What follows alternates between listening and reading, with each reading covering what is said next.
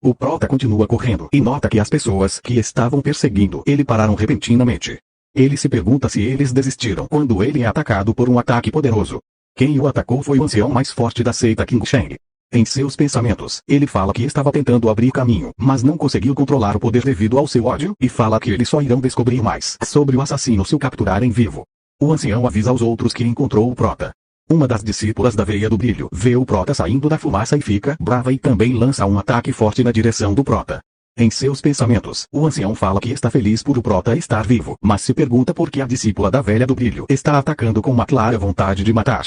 Ela grita para todos irem atrás do prota e fala que não podem perdoar o que ele fez. Eles encontraram a entrada para o subsolo onde os assassinos foram criados. O ancião fica surpreso por existir um lugar como aquele ali. O cara do lado fala que o prota desceu lá. O ancião fala para todos descerem pela corda e que tem que capturá-lo. Enquanto isso, a discípula dá ordens para os membros de sua seita, falando que é para matar o prota antes que os outros o encontrem. Eles falam que sim e mostram eles começando a descer. O ancião desce e fica surpreso. A discípula da Velha do Brilho também. Em seus pensamentos, ela se pergunta se eles criaram os assassinos ali e fala que é por isso que não conseguiram encontrá-los. Impressionado, o ancião olha para a construção em sua frente. A discípula se toca que ali era uma réplica da seita Qing Sheng. Um discípulo da seita Qing Sheng fica incrédulo, chama o ancião de mestre e pergunta como um lugar daquele pode existir e que eles replicaram a seita principal. Fala que eles têm que identificar quem fez isso e puni-los de acordo. Ele fala que claramente o assassino estava sendo preparado há um tempo e seria impossível manter esse lugar sem ajuda externa. Diz também que alguém deve ter protegido e ajudado eles e falam que precisam investigar o lugar. A discípula está com o que não passa nada. O ancião começa a rir alto igual um lunático e fala que claro, mas primeiro eles têm que capturar o assassino. Ele quer que eles o encontrem primeiro e pergunta se eles entenderam. Eles respondem que sim. A mulher diz que vai fazer busca na outra parte do lugar com os discípulos da seita principal. O ancião fala para ela se certificar de capturá-lo. Ele passa por ele e fala que não importa se falta um braço ou o estado em que ele está, é para trazê-lo vivo. Ela concorda e fala que se esse assassino morrer, ela sabe o que ele vai fazer. Ele diz que alguém ousou brincar com sua seita e ele vai fazê-los pagar, nem que seja uma das 5 grandes seitas. Ela fala que ele não precisa se preocupar. Em seus pensamentos, a discípula fala que ele já está suspeitando das seitas principais, soando frio fala que tem que encontrar o prota antes da seita Qing Sheng. Perto dali, a Xiaohan estava vendo tudo e em seus pensamentos fala que sente uma enorme crise vindo. Ela fala que todos estão tentando pegá-lo, mas aquele lugar é sua casa. Ela olha para cima do telhado e fala que eles não são os caçadores ali embaixo, fala que o prota é que é. O ancião anda e chega onde era a base do grupo fantasma sangrento. Ele se pergunta que lugar é aquele que é difícil acreditar que tudo aquilo foi construído apenas para matar uma pessoa. Ele fala que o lugar era para representar a seita Qing Sheng, mas a arquitetura em geral não é nada demais. Enquanto anda pela base, ele se pergunta se aquele lugar sempre foi usado para treinar seus assassinos. Quem está por trás disso? Quem seria poderoso o suficiente para criar tudo aquilo dentro de uma caverna? Ele chega na última porta da caverna e entra. Ele vê a mesa, anda mais e por acidente aperta um botão secreto e encontra o pergaminho. Ele lê e fica doido das ideias, rasga o pergaminho e fala que são eles que ousaram finalizar o futuro da seita Qing Sheng por apenas 500 mil ouros Niang. Grita alto que vai matar todos eles e fala que não vai permitir que escapem.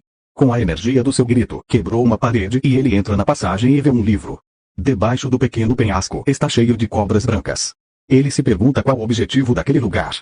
O nome do livro é 9 Fluxos Demoníacos. O ancião se pergunta se 9 Fluxos Demoníacos não era de um clã que desapareceu há muito tempo durante a Guerra dos Céus e Demônios. Por ter sido há muito tempo, ele só sabe da história por livros de história da Biblioteca Secreta. Os discípulos da seita Qing Sheng estão andando procurando prota. Eles encontraram restos de arroz e falam que ele deve ter comido ali. Um deles fala que o prota definitivamente está por perto e diz que é um assassino, então nunca se sabe quando ele pode os emboscar, então é para não abaixar a guarda. Eles seguem adiante e um deles fica um pouco mais atrás. Em seus pensamentos, ele fala que aquele lugar é muito escuro e uma tocha só não dá para iluminar aquele lugar. Então, o brabo aparece e já enrola a garganta e outras partes do corpo do careca para que ele não grite e o leva para a escuridão. Os outros não percebem e continuam andando. Um pergunta se todos os assassinos estavam vivendo ali. Outro diz que não dá para viver em um lugar daquele. Outro chama o prota de rato e fala que tem que pegá-lo para que ele fale sobre o mandante. Outro diz que mesmo que o prota tenha matado o voo, deve ter sido de uma maneira desleal, porque o voo não morreria subitamente se não fosse o caso. Fala que um covarde de merda não é páreo para a seita Qing Sheng. Outro responde que é verdade, mas olha quem aparece. Os caras estavam andando em fila. O prota matou o último com a espada que era do careca. Todos se viram e o veem caído no chão. O medo toma conta deles. Um dos três que sobraram sai correndo na direção em que acha que o prota está, mas o prota estava em cima deles, já enforca um e manda o outro para o além. O cara que estava com o outro vê a tocha caindo no chão, desespera-se, olha em volta, vê a escuridão e fica assustado. Pede para o prota aparecer e chama-o de assassino covarde. Fala para o prota não atacar pela escuridão como um covarde. A tocha apaga e o sinal de rede some, nem sinal de 5G. Ele começa a chorar e vai embora. Na escuridão, aparecem mais dois figurantes. Um deles fala que, pelas pegadas estarem misturadas com as deles, é difícil rastrear. Outro figurante fala em seus pensamentos que isso é perigoso e diz que, se fugir fosse o único propósito, ele teria feito o máximo para escapar dos perseguidores e se esconder. Contudo, ele conduziu o inimigo para um local que ele mais conhece. Diz também que o prota está tentando lutar até o fim no lugar onde ele está familiarizado. Ele fala que tem que capturar o prota, pois assim sua reputação na seita King Shang irá subir. Ele fala para os outros seguirem por trás. Lá ele diz que a partir de agora eles vão se mover em pares e confirmar suas localizações um do outro o tempo todo. Diz que ele vai atacar na menor das aberturas e para não abaixarem guarda. Parece que ele tem alguma reputação na seita. Eles respondem que entenderam. Então, o cara e mais dois vão procurar o prota. O cara pisa em uma armadilha, se assusta e grita para eles desviarem. Flechas são disparadas de várias direções e eles tentam se defender. Um dos figurantes se pergunta por que diabos tem uma armadilha ali e pergunta se os outros estão bem. O responde que alguns se feriram, mas estão bem. Eles ouvem um estrondo. Um figurante fala que parece haver mais armadilhas ativas na caverna. Um deles, em seus pensamentos, se pergunta quem poderia viver ali. Enquanto isso, o prota estava os observando. Ele, em seus pensamentos, fala que a escola dos 9 demônios deve ter reunido aquelas cobras para algum tipo de pesquisa e questiona quem diria que aquele lugar era a base da escola dos 9 demônios. Ele se pergunta se o grupo de assassinos estava usando a caverna deles.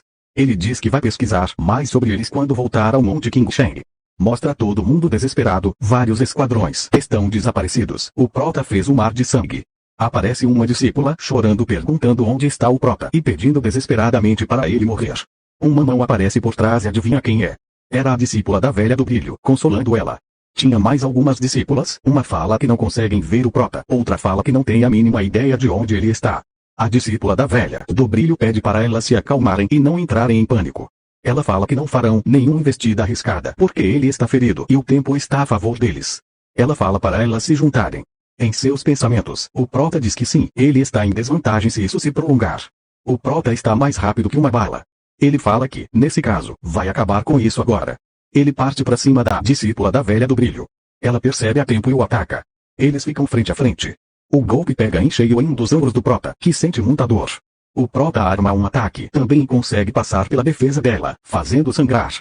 O prota acerta um dos olhos dela, a caolha fica lá chegando o prota. O prota, humilde como sempre, a parabeniza por parar isso. Quando de repente aparece a Sohan falando que teve sorte. O prota a questiona e mostra onde atingiu o prota pelas costas. Ela fala que apunhalou onde seus sentidos mandaram. O prota fala que ela tem belos sentidos. Ela responde que escuta muito isso. Ela pergunta por que ele não se rende. Sorrindo, o prota a questiona. Ele se prepara e consegue afastar a Sohan de perto dele para poder correr e sai correndo com a espada atravessada. Mais à frente, ele tira a espada e pergunta se é para ele se render e pergunta se ela vai poupá-lo se ele se render. Ela fica sem resposta. O prota fala que já sabia que ela não iria poupá-lo e diz que não teriam matado todos para calá-lo se planejassem deixá-lo vivo. Ela pergunta o quanto ele sabe. O prota fala que o fato da abadesa das 9 calamidades estar conectada a tudo isso e diz que ela é realmente um demônio. A caolha pergunta por que ela está conversando com ele e diz para ela matar esse vilão agora mesmo. Ela diz que mesmo não gostando da sua mestra, ela tem que vingar o voo, que era seu noivo, e prepara um ataque. O prota fica impressionado. Em seus pensamentos, ele diz que enfrentar uma energia dessas de frente é suicídio e que precisa se afastar primeiro. Acontece uma explosão perto dali e uma energia pega o prota de surpresa, um golpe extremamente forte. Todos ficam assustados. Surge o ancião andando e dizendo que finalmente encontrou o prota. A caolha fica surpresa e o prota está todo acabado. A caolha percebe o prota indefeso e desprotegido, pronta para finalizá-lo. Ela prepara o golpe, mas o ancião a impede. Ela gira desesperada e chama o ancião de santo, presumivelmente um título dele.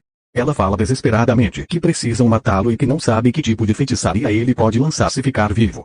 O ancião para na frente do prota e diz que ele mesmo lidará com isso. Ele pergunta por que o prota matou com sangue. Ela responde que foi porque ele é um assassino. O ancião diz que até assassinos sabem diferenciar o certo do errado. O prota diz que foi sequestrado aos 14 anos e criado ali, então ele não teve o luxo de discernir. O ancião pergunta se ele está dizendo que não teve escolha. O prota dá uma risada e diz que alguém que foi criado para ser assassino não tem nenhum direito a algo assim. O ancião fala que pode ver que ele não está arrependido.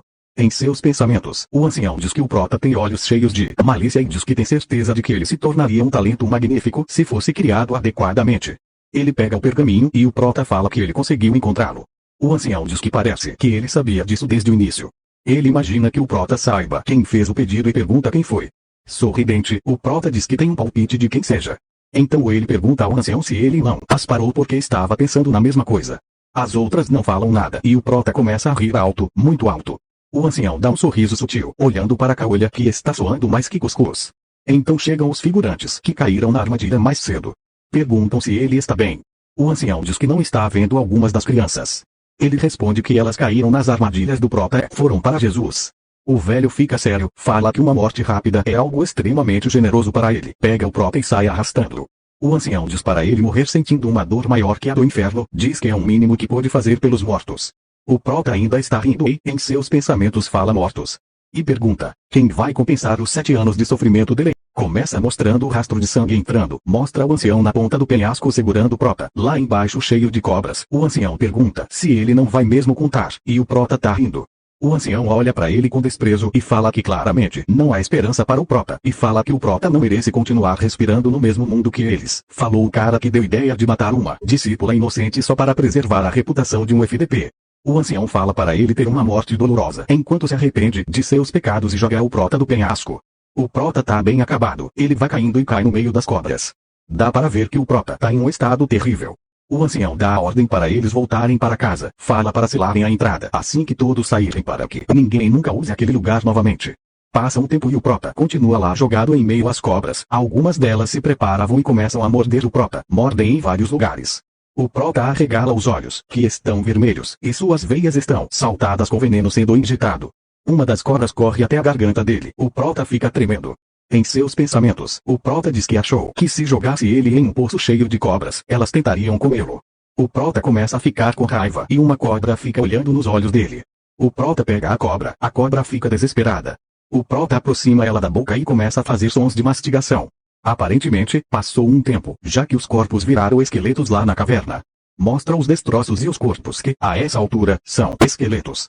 Volta para o penhasco, aparece uma cobra no chão cheio de sangue, ela sobe no prota, que está bem magro, com unhas grandes e cabelos brancos extensos. Ela chega perto de seu rosto e sua cabeça é mordida. O prota está aparentemente com raiva, ele coloca sua mão no chão e essa mão é muito grande. Ele encara o penhasco e abre os braços e não há traços de mais nenhuma cobra. O cabelo está gigante. Corta para uma cidade, depois para uma rua, aparece uma placa com o nome Batang, que para quem não se lembra é o nome da região que a caverna fica próxima. Corta para um cara caindo de cima de um prédio e as pessoas embaixo assustadas. Mostra o prota perguntando o que ele falou, ele diz que irá descansar por 3 dias. O prota tá pelado com uma mina do lado dele e ele faz a pose e fala para não perturbarem ele nesse tempo. Mostra que tinham mais 3 pessoas ali no quarto. A mulher, em seus pensamentos, se pergunta que bruxaria o prota acabou de usar. Um dos caras chama o prota de maldito e pergunta se ele achou que sairia ileso por mexer com os artistas marciais de Xiongokvanabatang. O prota, já com seus fios na mão, fala que é a primeira vez que ele ouve esse nome. Ele enrola e aperta os fios nos pescoços deles. O nome do golpe é restrição mortal da alma. Os caras ficam lá se debatendo no chão. Em seus pensamentos, a mulher fica surpresa pelo prota ter subjugado 2 artistas marciais da Xiongokvan apenas com um movimento de seu pulso. Ela se pergunta se existiu algum mestre marcial assim em Zeshvan e diz que isso não é normal. Ela muda sua atitude, chama o prota de mestre e pede perdão por não o reconhecer. Ela fala que tomará conta dele enquanto ele descansa e pergunta se pode perdoar esse distúrbio. O prota pensa, em seus pensamentos a mulher se pergunta como olhos humanos podem ser daquele jeito. Ela diz que parece estar encarando uma cobra selvagem. O prota fala que são 3 dias e diz que espera não ser incomodado novamente, solta os caras. A mulher fala que sim, senhor, e pergunta qual é o nome do estimado convidado. Ele responde Pilvol. Um tempo se passa e ele sai de lá, mas sai uma diva. A mulher preparou uma marmita para a viagem dele, diz que espera que aquilo ajude em sua jornada e ele sai. A mulher pergunta para a outra quem raios era ele. A outra responde que é apenas um convidado aleatório. A outra pergunta se ela não sabe mesmo quem ele é, ela diz que tem certeza que a outra não poderia reconhecer nenhum deus da morte se ficasse em sua frente. Em seus pensamentos, diz que um assassino aterrorizante apareceu no mundo. Essa foi a parte 6. Deixe o like e comente para a parte 7. Não se esqueça de inscrever para me ajudar a bater 10k e eu ativei o seja membro. Se tiver interesse em ajudar o canal eu agradeço. Valeu!